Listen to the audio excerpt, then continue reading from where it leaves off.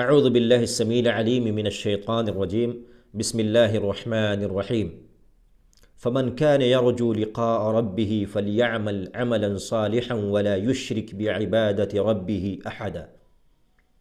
اللہ رب العالمین فرماتا ہے تو جسے اللہ تبارک و تعالی سے ملاقات کی آرزو ہو اسے چاہیے کہ نیک اعمال کرے اور اپنے رب کی عبادت میں کسی دوسرے کو شریک نہ ٹھہرائے۔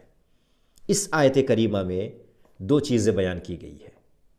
جو لوگ اللہ سے ملاقات کو پسند کرتے ہیں انہیں دو کام کرنا چاہیے۔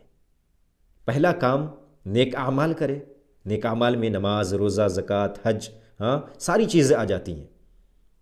اور دوسری چیز اللہ رب العالمین کے ساتھ کسی کو بھی شریک نہ ٹھہرائے، اللہ کی عبادت کو خالص کرتے ہوئے اللہ کی عبادت کرے۔